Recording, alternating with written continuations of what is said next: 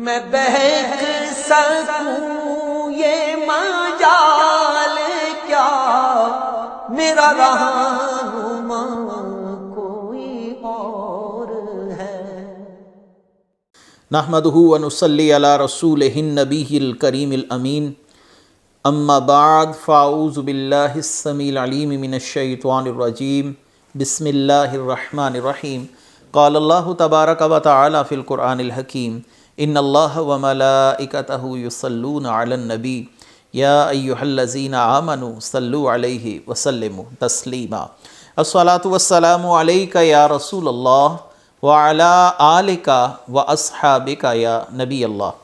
اللہ تعالیٰ کی حمد و ثنا سرور کونین جان عالم وجہ تخلیق کائنات حضرت محمد مصطفیٰ صلی اللہ علیہ وسلم اور آپ کے جمیع آل و اصحاب کی بارگاہ ناز میں درود و سلام کے نذرانوں کے بعد، انتہائی عزت اور احترام کے لائق سامعین ذی وقار میرے دینی اور یقینی دوستو، بزرگ اور بھائیوں، قرآن کریم فرقان حمید کے حوالے سے ہمارا دروس کا تسلسل جاری ہے، اور آج الحمدللہ اللہ کے فضل و کرم سے ہم انشاءاللہ العزیز 11ویں سپارے کے 8ویں رکوع کی تفسیر آپ کے سامنے پیش کریں گے، اور یہ سورہ یونس کا تیسرا رکوع ہوگا۔ 11ویں سپارے کا 8واں ہے اور سورہ یونس کا تیسرا رکوع ہے۔ اللہ تبارک و تعالیٰ قرآن کریم فرقان حمید میں ارشاد فرماتے ہیں، وَإِذَا أَذَقْنَا النَّاسَ رَحْمَةً مِّن بَعْدِ ضَرَّاءَ مَسَّتْهُمْ إِذَا لَهُم مَّكْرٌ فِي آيَاتِنَا قُلِ اللَّهُ أَسْرَعُ مَكْرًا إِنَّا رُسُلُنَا يَكْتُبُونَ مَا تَمْكُرُونَ۔ اور جب ہم لوگوں کو انہیں تکلیف پہنچنے کے بعد رحمت کا مزہ دیتے ہیں تو اسی وقت ان کا کام ہماری آیتوں کے بارے میں سازش کرنا ہو جاتا ہے۔ تم فرماؤ اللہ سب سے جلد خفیہ تدبیر فرمانے والا ہے، بے شک ہمارے فرشتے تمہارے مکر و فریب کو لکھ رہے ہیں۔ پچھلی آیات آپ نے دروس کا تسلسل سماعت فرمایا۔ پچھلی آیات بھی مشرقین کے حوالے سے مضامین پر مشتمل ہیں، اور آج کی اس آیت میں بھی مشرقین کے حوالے سے ہی گفتگو فرمائی گئی۔ اس آیت میں کفار کا یہ کہنا کہ اس نبی پر کوئی خاص نشانی کیوں نہیں اترتی، تو اس کا جواب ایک یہ دیا گیا کہ اس کا خلاصہ ہے کہ اہل مکہ نے رسول اللہ صلی اللہ علیہ وسلم پر جو طعن کیا اس کے سبب ان پر 7 سال تک قحط مسلط کیا گیا۔ قحط کا مطلب بارش کا برسنا بند ہو جانا اور جانوروں کا پیاسے مرنا شروع ہو جانا، اور کھیتوں اور فصلوں کا تباہ و برباد ہونا، سرسبز جو کھیتی ہے اس کا بالکل خشک ہو جانا۔ تو یہ ایک بہت بڑی آزمائش آئی، 7 برس تک مشرقین یعنی کفار مکہ پر یہ قحط کی صورتحال طاری رہی، اور اس کے بعد اللہ تبارک و تعالیٰ نے بارش سے ان لوگوں پر اپنا کرم کیا، اپنی رحمت کی۔ اب چاہیے تو یہ تھا کہ یہ اپنے اس عمل پر پشیمان ہوتے، ہم نے اللہ کے نبی کو پریشان کیا، ہم نے اللہ کے نبی کی نافرمانی کا ارتکاب کیا، لیکن اس معاملے سے بھی ان لوگوں کے عقیدے اور نظریات میں کسی قسم کا کوئی تغیر پیدا نہ ہوا، تزلزل پیدا نہ ہوا، وہ اسی ڈگر پر چلتے رہے اور اسی ڈگر پر ہی ان کا چلنا جاری رہا۔ اس آیت میں ایک خاص اور لطیف نقطہ یہ ہے، اللہ تبارک و تعالیٰ نے فرمایا وَإِذَا أَذَقْنَا النَّاسَ رَحْمَةً مِّن بَعْدِ ضَرَّاءَ مَسَّتْهُمْ، جب انہیں کوئی تکلیف پہنچتی ہے پھر ہماری رحمت آتی ہے، تو تکلیف کی نسبت اللہ کی طرف نہیں کی گئی، رحمت کی نسبت اللہ تبارک و تعالیٰ کی طرف کی گئی۔ تو یہاں سے ایک ضابطہ اور ایک قانون وضع ہوا کہ کسی بھی بری چیز کی نسبت اللہ تبارک و تعالیٰ کی طرف نہیں کرنی چاہیے، اگرچہ مصیبت کا آنا یا راحت کا آنا یہ دونوں ہی اللہ تعالیٰ کی طرف سے ہوتے ہیں، لیکن ادب کا تقاضا یہ ہے کہ اللہ تبارک و تعالیٰ کی طرف کسی بری بات کی یا کسی عیب کی یا کسی ایسی چیز کی نسبت نہ کی جائے جو انسانی تصورات کے لحاظ سے قابل ستائش نہ ہو، بہتر نہ سمجھی جاتی ہو۔ تو یہاں پر اللہ نے رحمت کی نسبت اپنی طرف کی اور فرمایا جب انہیں میری رحمت پہنچتی ہے ان کو مصیبت چھونے کے بعد۔ اور یہی ادب ہمیں حضرت ابراہیم علیہ السلام کی دعا میں بھی نظر آتا ہے، وَإِذَا مَرِضْتُ فَهُوَ يَشْفِينِ، سورہ شعراء ہے آیت نمبر 80 ہے کہ جب میں بیمار ہوتا ہوں. یہاں پر یہ نہیں فرمایا کہ جب وہ مجھے بیمار کرتا ہے تو میں اسی سے شفا طلب کرتا ہوں، وہ مجھے شفا دیتا ہے، ایسا نہیں فرمایا. فرمایا جب میں بیمار ہوتا ہوں تو وہ شفا دیتا ہے. بیماری کی نسبت اپنی طرف کی، کیونکہ بیماری انسانی طباع پر کوئی خوشگوار اثرات مرتب نہیں کرتی، انسان اس کو پسند نہیں کرتا. تو معلوم ہوا کہ ادب یہ ہے. اب اسی تناظر میں یہ بات بھی سمجھ لیجئے کہ علماء نے کیوں لکھا کہ اللہ تعالیٰ کے لیے یہ کہنا کہ خالق الخنازیر ہے، اللہ تعالیٰ سوروں کا خالق ہے، یہ بات کہنا کفر ہے.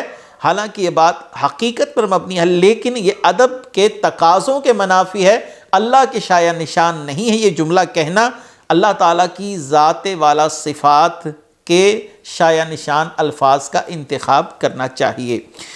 آگے ارشاد فرمایا هو الذی یسیرکم فی البر والبحر حتی اذا کنتم فی الفلک وجرین بهم بریح طیبۃ وفارحوا بها جاءتها ریح آصف وجاءهم الموج من كل مکان وظنوا انهم احیط بهم دعوا اللہ مخلصین له الدین لئن انجیتنا من هذه لنکونن من الشاکرین. وہی ہے جو تمہیں خشکی اور تری میں چلاتا ہے یہاں تک کہ جب تم کشتی میں ہوتے ہو تو وہ خوشگوار ہوا کے ساتھ انہیں لے کر چلتی ہے اور اس پر خوش ہوتے ہیں. پھر ان پر شدید آندھی آنے لگتی ہے اور ہر طرف سے لہریں ان پر آتی ہیں، وہ سمجھ جاتے ہیں کہ انہیں گھیر لیا گیا ہے. تو اللہ کے لیے دین کو خالص کرتے ہوئے اس سے دعا مانگتے ہیں، اے اللہ اگر تو ہمیں اس طوفان سے نجات دے دے تو ہم ضرور شکر گزار ہو جائیں گے. دو حالتوں کا بیان ہے. مشرکین کے حوالے سے اللہ تعالیٰ انہیں خشکی اور تریوں پر چلاتا ہے. پہلی بات خشکی پر چلنا، یہ اللہ تعالیٰ کی بہت بڑی عظیم قدرت کا معاملہ ہے. دیکھیے کہ انسان کے اور زمین کے درمیان ایک کشش ثقل کا جو ہے وہ معاملہ رکھا گیا. تو اب انسان اس کشش ثقل کے سبب زمین کو پیچھے کی طرف دھکیلتا ہے تو چلتا ہے. یہ جب کوئی انسان چاند پر جاتا ہے تو وہاں پر کشش ثقل ختم ہونے کے سبب آپ دیکھیں گے کہ وہ زمین پر اپنا پاؤں نہیں رکھ سکتا، وہ ہوا میں معلق رہتا ہے. چیزوں کا چلنا، گاڑیوں کا چلنا، جانوروں کا زمین پر چلنا، انسان کا زمین کو رونتے ہوئے آگے چلنا، یہ اللہ تعالیٰ کی اس عظیم قدرت کی نشانی ہے جس کی طرف اشارہ کیا گیا کہ انسان کو ہم خشکی اور تری پر چلاتے ہیں. یہ کشش ثقل آپ دیکھیں، زمین گول ہے اور زمین کی گولائی کو اگر ہم بغور دیکھیں تو زمین کے جس حصے کو بھی دیکھیں گے وہاں پر انسان آباد ہیں، انسان گرتے نہیں ہیں. کیوں؟ کشش ثقل نے ان کو اپنے ساتھ جوڑ رکھا ہے. زمین کی ہر اطراف میں، کیونکہ زمین گولائی میں ہے، زمین کی وہ طرف جو ایک طرف ہے، دوسری طرف جو اس جانب ہے اور وہ طرف جو بالکل نیچے ہے، یہاں پر جتنی بھی آبادی آباد ہے وہ لوگ زمین پر چل رہے ہیں اور زمین سے ان کا گرنا وقوع پذیر نہیں ہوتا. یہ اللہ تعالیٰ کی عظیم قدرت اور کشش ثقل والا معاملہ ہے جس پر خود ورطۂ حیرت میں ہے سائنس، اور اس بات کا انکشاف خود سائنس نے ہی کیا کہ کشش ثقل سے زمین پر انسان چل رہا ہے. انسان اور دیگر جانوروں کا چلنا یہ کشش ثقل کے سبب ہے. آگے فرمایا جب تم کشتی میں سوار ہوتے ہو، کشتی بھی اللہ تعالیٰ کی قدرت کی ایک عظیم نشانی ہے. دیکھیے جب آپ زمین سے ایک پتھر اٹھا کر دریا میں پھینکتے ہیں تو وہ ڈوب جاتا ہے، اور اتنے بڑے بڑے بحری جہاز نہیں ڈوبتے. کیوں؟ کیونکہ یہ ایک سائنس کا قانون ہے کہ جتنا وزن زیادہ ہوتا ہے چیز کو اتنا ہی رد عمل دے کر پانی باہر کی طرف پھینکتا ہے. یعنی بحری جہاز تو اس کے اندر تر رہے ہیں، لیکن چھوٹا پتھر پھینکو یا اینٹ پھینکی جائے تو وہ پانی میں ڈوب جاتی ہے. یہ اللہ کی کتنی بڑی نشانی ہے کہ ان جہازوں میں ہزاروں کی تعداد میں لوگ سوار ہیں. ان بحری بیڑوں کے اندر بہت سی افواج سواری کرتی ہیں، کشتیوں کے اندر لوگ سواری کرتے ہیں. یہ اللہ کی قدرت کہ اللہ تعالیٰ انہیں ڈوبنے سے بچائے رکھتا ہے. اور آگے فرمایا کہ ہوائیں ان کو لے کر چلتی ہیں. آپ نے دیکھا ہوگا کہ بعض کشتیوں کے اوپر ایک بادبان لگایا جاتا ہے، کپڑا بہت بڑا سا، جس بادبان کی وجہ سے ہوا اس کو دھکیلتی ہے اور کشتی چلتی ہے. تو اللہ تعالیٰ نے فرمایا یا پانی کی جو لہریں ہیں وہ ہوا کے دوش پر چلتی ہیں اور کشتی پانی کے لہروں کے دوش پر چل رہی ہوتی ہے. یہ اللہ تعالیٰ نے اپنی عظیم نشانیاں بیان فرمائیں، اور یہ ایسی نشانیاں جن کا انکار چاہ کر بھی کفار نہیں کر سکتے. آگے ارشاد فرمایا کہ جب انہیں ہر طرف سے شدید آندھی آ جائے، وہ کشتی کے کسی سفر پر ہوں، بحری سفر پر ہوں، اور لہریں اٹھیں اور ان کی کشتی کو ڈبونے والا معاملہ نظر آنے لگے، تو وہ دین کو خالص کر کے اللہ کو پکارتے ہیں۔ معلوم ہوا کہ کافر کو بھی اللہ کی معرفت حاصل ہے، جیسا کہ اللہ تعالیٰ نے 14ویں سپارے سورہ نحل میں فرمایا وَجَاهَدُوا بِهَا وَاسْتَيْقَنَتْهَا أَنفُسُهُمْ ظُلْمًا وَعُلُوًّا، یعنی ان کے دل مانتے ہیں، اس بات کا اقرار کرتے ہیں کہ واقعی خدائے وحدہ لا شریک ہے اور وہی یہ سارے معاملات چلا رہا ہے، لیکن یہ اپنے بتوں کی محبت میں اللہ تبارک و تعالیٰ کی وحدانیت کا اقرار کرنے سے اجتناب کرتے ہیں۔ اب جب مصیبت میں پھنس گئے تو اللہ کو پکارتے ہیں۔ یہ بیان ہی وہی صورتحال ہے جب فرعون ڈوبنے لگا تو پکار اٹھا کہ میں ایمان لایا موسیٰ اور ہارون کے رب پر۔ وہ اللہ کو پکارتے ہیں، اللہ سے مدد طلب کرتے ہیں کہ ہمیں طوفان سے نجات دے دے، ہم ضرور شکر گزار ہو جائیں گے۔ یہاں پر ایک اور سوال بھی اٹھتا ہے کہ وہ اللہ کو پکارتے ہیں، اور یہی حال آج کل اہل سنت کا ایک سوال ہم پر کیا جاتا ہے کہ یہ مصائب کے اندر، پریشانیوں کے اندر اللہ تعالیٰ کو پکارتے ہیں، اور جب بچ جاتے ہیں کسی مصیبت سے تو اپنے ولیوں کو پکارتے ہیں وغیرہ وغیرہ، اس طرح کی بات کی جاتی ہے۔ یاد رکھیے، اللہ کے ولی کو پکارنا یہ سمجھ کر کہ اللہ کی عطا سے، اللہ کے اذن سے ہماری مدد کرنے پر قادر ہے، تو یہ عقیدہ قطعاً اسلام کے عقائد کے منافی نہیں ہے۔ خود رسول اللہ صلی اللہ علیہ وسلم نے بدر میں فرشتوں سے مدد قبول فرمائی ہے، حتیٰ کہ آپ جانتے ہیں کہ آپ امام المتوکلین ہیں، اللہ پر توکل کرنے والوں کا جو معاملہ ہے ان میں سب سے زیادہ فائق رسول اللہ صلی اللہ علیہ وسلم کی ذات ہے۔ آگے اللہ تبارک و تعالیٰ نے فرمایا فَلَمَّا أَنْ جَاءَهُمْ إِذَا هُمْ يَبْغُونَ فِي الْأَرْضِ بِغَيْرِ الْحَقِّ يَا أَيُّهَا النَّاسُ إِنَّمَا بَغْيُكُمْ عَلَىٰ أَنفُسِكُمْ مَتَاعَ الْحَيَاةِ الدُّنْيَا ثُمَّ إِلَيْنَا مَرْجِعُكُمْ فَنُنَبِّئُكُمْ بِمَا كُنْتُمْ تَعْمَلُونَ۔ پھر جب اللہ انہیں بچا لیتا ہے تو اس وقت وہ زمین میں ناحق زیادتی کرنے لگتے ہیں۔ اے لوگو، تمہاری زیادتی صرف تمہارے ہی خلاف ہے، دنیا کی زندگی سے فائدہ اٹھا لو، پھر تمہیں ہماری طرف لوٹنا ہے تو اس وقت ہم تمہیں بتا دیں گے کہ جو تم کیا کرتے تھے۔ جب مصیبت میں پھنس گئے تو اللہ اللہ شروع کر دی، جب مصیبت سے نکل آئے تو غفلت کی زندگی کی طرف چلے گئے۔ معذرت کے ساتھ یہی حالت آج کے مسلمانوں کی بھی ہے۔ کسی کے بیٹے کا ایکسیڈنٹ ہو گیا، یا امتحان سر پر ہے، یا قرضہ اس کے سر پر ہو گیا، یا کسی بیماری کا معاملہ گھر میں چلا تو گھر میں ذکر، اذکار، تلاوت، صدقہ، خیرات، ختم شریف اور مسجدوں کی حاضری سب کچھ زوروں پر ہو جاتا ہے۔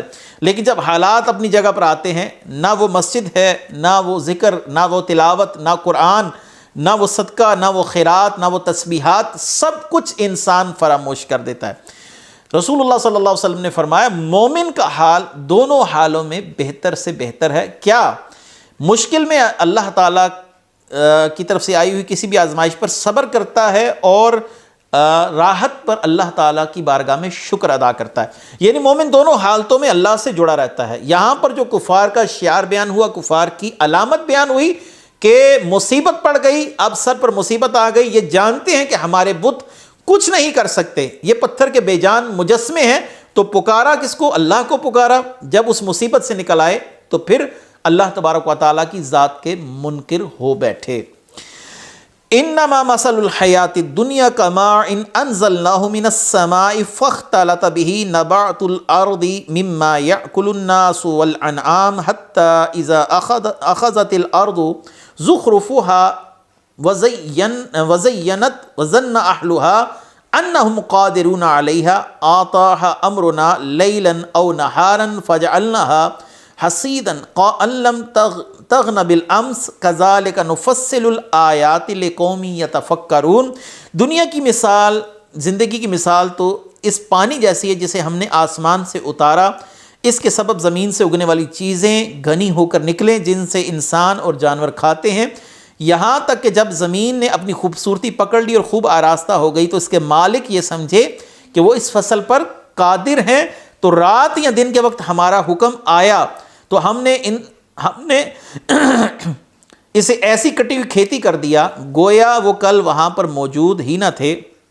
ہم غور کرنے والوں کے لیے اسی طرح تفصیل سے آیات بیان کرتے ہیں۔ دیکھیے زندگی کی مثال دی گئی دنیاوی کہ انسان ساری زندگی کاوش کرتا ہے، اپنی آسائشوں کے لیے تگ و دو بھاگ دوڑ کر رہا ہے۔ یہاں پر ایک بڑی اچھی مثال سے سمجھایا گیا کہ جب زمین سے کسی شخص کی کھیتی نکل آئے اور وہ بڑی محنت سے اس کھیتی کو کھڑا کرے، اس کی سرسبز اور ہریالی کو دیکھے اس کا دل باغ باغ ہو جائے کہ میری محنت رنگ لے آئی، اور اچانک رات کو آندھی آئے اور اس کا سب کچھ کیا کرایا سب کچھ ملیا میٹ کر کے رکھ دے، تو انسان بھی ساری زندگی اپنا گھر، اپنا سٹیٹس، اپنا مقام، اپنی تجارت، ان چیزوں کی تگ و دو میں لگا رہتا ہے، اور ایک وقت آتا ہے کہ جب وہ عروج پر پہنچتا ہے، اس کا کاروبار 4 دانگے عالم پھیلا ہے، اس کی کمپنی کا نام دنیا میں متعارف ہے، اس کے پاس دولت بھی ہے، گھر بھی ہے، ایک ہی لمحے میں موت آتی ہے اور سب کچھ وہیں کا وہیں رہ جاتا ہے۔ اصل میں اس آیت مبارکہ سے دنیاوی زندگی کی بے ثباتی اور اس کا عارضی ہونا بیان کیا گیا، اور انسان جتنی مرضی خوشحال زندگی گزارنے کی طرف اپنے اقدامات لے جائے، لیکن آخر کار اسے سب کچھ چھوڑ کر موت کی طرف ہی جانا ہے۔ انسان خواہشات کے پیچھے ہے اور موت اس کے پیچھے ہے۔ آپ صلی اللہ علیہ وسلم نے زمین پر 3 لکیریں کھینچیں، اور پہلی لکیر آپ صلی اللہ علیہ وسلم نے فرمائی کہ یہ انسان کی خواہشات ہیں۔ اس سے پیچھے کی جو لکیر تھی آپ صلی اللہ علیہ وسلم نے فرمایا یہ انسان خود ہے، اور جو اس سے پیچھے کی لکیر تھی آپ صلی اللہ علیہ وسلم نے فرمایا یہ انسان کی موت ہے۔ انسان کی موت اس کے پیچھے بھاگ رہی ہے اور وہ اپنی خواہشات کے پیچھے بھاگ رہا ہے۔ کبھی وہ خواہش کو پہلے پا لیتا ہے اور کبھی موت اس کو جا پکڑتی ہے اور اس کی خواہشات دھری کی دھری ہی رہ جاتی ہیں۔ اگلی آیت مبارکہ واللہ یدعو الی دار السلم ویہدی من یشاء الی صراط مستقیم، اللہ سلامتی کے گھر کی طرف بلاتا ہے جسے چاہتا ہے سیدھے راستے کی ہدایت دیتا ہے۔ یہاں پر سلامتی کے راستے سے مراد جنت ہے۔ ایک حدیث مبارکہ ہے، یہاں پر اللہ کا بلانا، رسول اللہ کا بلانا ہے اور قرآن کا بلانا ہے۔ یاد رکھیے کہ انبیاء علیہم السلام اللہ کی طرف سے اللہ کے نائب بن کر آتے ہیں، لہٰذا ان کا بلانا اللہ ہی کا بلانا ہے۔ اب اس پر ایک بخاری شریف کی روایت بھی میں پیش کرتا چلوں۔ امام بخاری نے کتاب الاعتصام بالکتاب والسنہ کے اندر ایک حدیث مبارکہ نقل کی ہے کہ نبی کریم صلی اللہ علیہ وسلم فرماتے ہیں کہ جب میں سویا ہوا تھا تو میرے پاس 2 فرشتے آئے اور بعض سے کہنے لگے، یعنی ایک دوسرے سے وہ گفتگو کرنے لگے کہ ان کی کوئی مثال بیان کرو۔ تو انہوں نے کہا کہ ان کی مثال اس شخص کی طرح ہے جس نے ایک مکان بنایا اور اس میں وہ طرح طرح کی نعمتیں مہیا کیں، اور ایک بلانے والے کو بھیجا لوگوں کو بلائے، جس نے اسے بلانے والے کی اطاعت کی وہ اس مکان میں داخل ہو گیا اور نعمتوں کو کھایا پیا۔ جس نے بلانے والے کی اطاعت نہ کی نہ وہ مکان میں داخل ہو سکا نہ کچھ کھا سکا۔ پھر وہ کہنے لگے اس کا مطلب بیان کیجئے تاکہ سمجھ میں آ جائے۔ تو انہوں نے کہا، یعنی فرشتوں کی آپسی گفتگو چل رہی ہے، مکان سے مراد جنت ہے اور بلانے والے سے مراد رسول اللہ صلی اللہ علیہ وسلم کی ذات ہے۔ تو جس نے آپ کی اطاعت کی وہ جنت میں داخل ہوا، کیونکہ آپ اللہ کی طرف سے جنت کی طرف بلانے والے ہیں۔ یا ایھا النبی انا ارسلناک شاہدا ومبشرا ونذیرا وداعیا الی اللہ، آپ اللہ کی طرف بلانے والے ہیں۔ تو قرآن نے کہہ دیا کہ آپ اللہ کی طرف بلاتے ہیں۔ اگلی آیت للذین احسنوا الحسنى وزیادہ ولا یرحق وجوہہم قطر ولا ذلہ اولئک اصحاب الجنۃ ھم فیہا خالدون، بھلائی کرنے والوں کے لیے بھلائی ہے اور اس سے بھی زیادہ ہے، ان کے منہ پر نہ سیاہی چھائی ہوگی نہ ذلت، یہی جنت والے ہیں، وہ اس میں ہمیشہ رہیں گے۔ اس آیت کے اندر اہل ایمان پر اللہ کے انعامات کا ذکر ہے، اور اگلی آیت کے اندر کفار پر اللہ تعالیٰ کی ناراضگی کا معاملہ بتایا جا رہا ہے۔ بھلائی کرنے والوں کے لیے بھلائی ہے، للذین احسنوا الحسنى وزیادہ۔ اس آیت کی تفسیر سب سے بہترین وہ تفسیر جو خود رسول اللہ صلی اللہ علیہ وسلم نے فرمائی، صحیح مسلم میں ہے کہ اللہ تبارک سیدنا صہیب رضی اللہ تعالیٰ عنہ فرماتے ہیں کہ رسول اللہ صلی اللہ علیہ وسلم نے فرمایا کہ جنتیوں کو جنت میں داخل ہونے کے بعد اللہ تعالیٰ ان سے فرمائے گا کیا تم چاہتے ہو کہ تم پر اور زیادہ عنایات کروں؟ وہ عرض کریں گے یا رب، کیا تو نے ہمارے چہرے سفید نہ کیے؟ کیا تو نے ہمیں جنت میں داخل نہ فرمایا؟ کیا تو نے ہمیں دوزخ سے نجات نہ دی؟ حضور اکرم صلی اللہ علیہ وسلم فرماتے ہیں پھر پردہ اٹھایا جائے گا اور دیدار الہی انہیں ہر نعمت سے زیادہ پیارا ہوگا۔ یہ اس سے مراد للذین احسنوا الحسنى وزیادۃ، اس سے مراد رسول اللہ صلی اللہ علیہ وسلم نے اللہ تعالیٰ کی رویت لی ہے مراد، یعنی اللہ تعالیٰ کا دیدار ہوگا اہل ایمان کو، اور اللہ تعالیٰ ہم سب کو ایمان ایسا فخر والا معاملہ جو ہے وہ اللہ تعالیٰ نصیب فرمائے۔ والذین کسبوا السیئات جزاء سیئات بمثلها وترحقهم ذلۃ ما لهم من اللہ من عاصم کأنما اغشیت وجوہهم قطعا من اللیل مظلما اولئک اصحاب النار هم فیہا خالدون۔ اور جنہوں نے برائیاں کمائیں تو برائی کا بدلہ اسی کے برابر ہے، ان پر ذلت چھائی ہوگی، انہیں اللہ سے بچانے والا کوئی نہ ہوگا۔ گویا ان کے چہروں کو اندھیری رات کے ٹکڑوں سے ڈھانپ دیا گیا ہے، وہی دوزخ والے ہیں اور وہ اس میں ہمیشہ رہیں گے۔ والذین کسبوا السیئات جزاء السیئات بمثلها، یہاں پر اللہ تبارک و تعالیٰ نے کفار کے 4 اخروی احوال کو بیان کیا ہے۔ پہلا، جتنا گناہ ہوگا اتنی ہی سزا ملے گی۔ یہ اللہ کا بڑا ہی خاص کرم ہے کہ نیکی کی جزا 700 گنا تک ہے، لیکن گناہ کی جزا یا گناہ کی سزا اتنی ہی رکھی گئی جتنا وہ گناہ ہے، اور کفار کے لیے فرمایا گیا جتنا گناہ ہوگا اتنی سزا دی جائے گی۔ دوسرا، ان پر ذلت چھائی ہوگی، یہ ان کی توہین اور تحقیر کی طرف اشارہ ہے کہ اس دن ندامت شرمندگی سے ان کی حالت یہ ہوگی کہ ہم زمین کے اندر گڑ جائیں۔ اور تیسرا، انہیں اللہ کے عذاب و ناراضگی سے بچانے والا کوئی نہ ہوگا، یعنی ان کے لیے شفیع کوئی نہیں ہوگا۔ اہل ایمان کے لیے شفاعت کرنے والے ہوں گے، رسول کریم شفاعت کریں گے، نیک اعمال شفاعت کریں گے، رمضان المبارک شفاعت کرے گا، حجر اسود شفاعت کرے گا، بیت اللہ شفاعت کرے گا، حفاظ اپنے والدین کے لیے شفاعت کریں گے، صالحین اپنے متعلقین کے لیے شفاعت کریں گے، لیکن کفار کے لیے شفاعت نہ ہوگی۔ اور چوتھا، ان کے چہروں کو اندھیری رات کے ٹکڑوں سے ڈھانپ دیا گیا، گویا یہ ان کی روح سیاہی کا حال ہے، پریشانی کا حال ہے، شرمندگی کا حال ہے، اور چہروں پر ان کے ایسی لعنت برس رہی ہوگی کہ اپنے چہروں سے پہچانے جائیں گے۔ اللہ تعالیٰ نے سورہ رحمان میں کیا فرمایا؟ آیت نمبر 41 میں، یعرف المجرمون بسیماہم، یہ پہچانے جائیں گے اپنے چہروں سے۔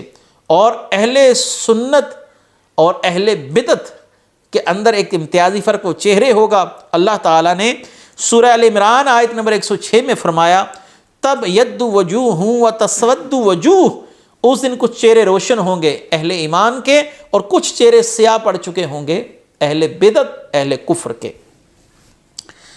اگلی آیت ہے، وَيَوْمَ نَحْشُرُهُمْ جَمِيعًا ثُمَّ نَقُولُ لِلَّذِينَ أَشْرَكُوا مَكَانَكُمْ أَنْتُمْ وَشُرَكَاؤُكُمْ فَزَيَّلْنَا بَيْنَهُمْ وَقَالَ شُرَكَاؤُهُمْ مَا كُنْتُمْ إِيَّانَا تَعْبُدُونَ فَكَفَى بِاللَّهِ شَهِيدًا بَيْنَنَا وَبَيْنَكُمْ إِن كُنَّا عَنْ عِبَادَتِكُمْ لَغَافِلِينَ هُنَالِكَ تَبْلُو كُلُّ نَفْسٍ مَا أَسْلَفَتْ وَرُدُّوا إِلَى اللَّهِ مَوْلَاهُمُ الْحَقِّ وَضَلَّ عَنْهُمْ مَا كَانُوا يَفْتَرُونَ۔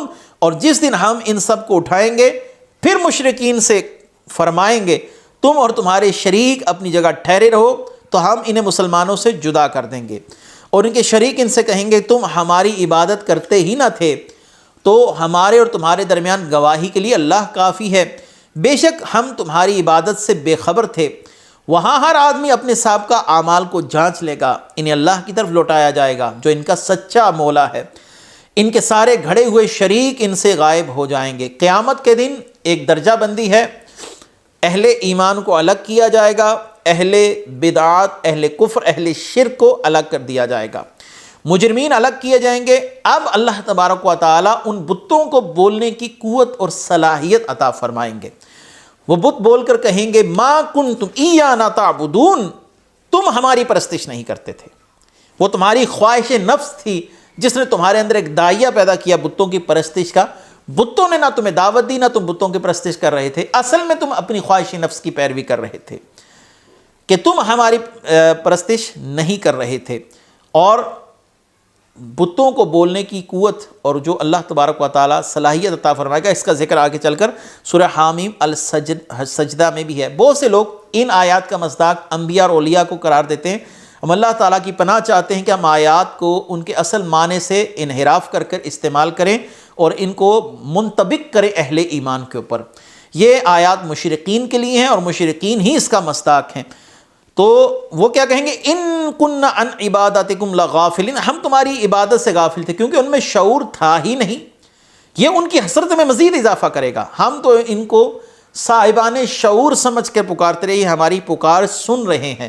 اب بت کہیں گے ان کننا عن عباداتکم لغافلین، ہمیں تمہاری عبادت کی خبر ہی نہ تھی، ہم تو غافل تھے۔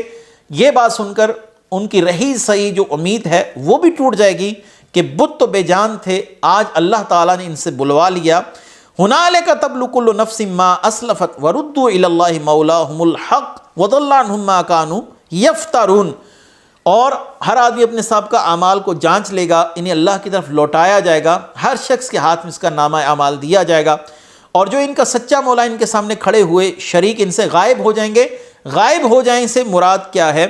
ان کی شفاعت کی جو امیدیں یہ لگا کے بیٹھے تھے، جیسا کہ پہلے ہم بیان کر آئے، اس دن وہ اس بات سے برات کا اظہار کریں گے، آج ہم تمہارے کام قطن نہیں آ سکتے، ہم تو خود بے جان بت تھے، یہ تو اللہ نے ہمیں بلوا لیا، اللہ تعالیٰ نے حکم دیا، ہم بول اٹھے، لیکن ہم سے جو تم نے شفاعت کی امیدیں باندھ رکھی تھی وہ قطن تمہیں آج فائدہ نہ دیں گی۔ شفاعت کا اذن صرف اسی کے لیے ہوگا جس کو اللہ تعالیٰ عطا فرمائے گا، اور وہ رسول اللہ صلی اللہ علیہ وسلم بتا چکے کہ کون ہوں گے، انبیاء ہوں گے، صدیقین ہوں گے، شہداء ہوں گے، اللہ کے صالح بندے ہوں گے۔ تو یہاں سے معلوم ہوا کہ مشرقین کا از خود کسی کو شفیع قرار دینا یہ اللہ تبارک و تعالیٰ کی بارگاہ میں انہیں کسی کی صورت بھی فائدہ نہ پہنچائے گا۔ اللہ تبارک و تعالیٰ دین اسلام کی صحیح معنوں میں سمجھ عطا فرمائے۔ وآخر دعوانا ان الحمد للہ رب العالمین۔ میں بہک سکوں یہ مجال کیا، میرا رہا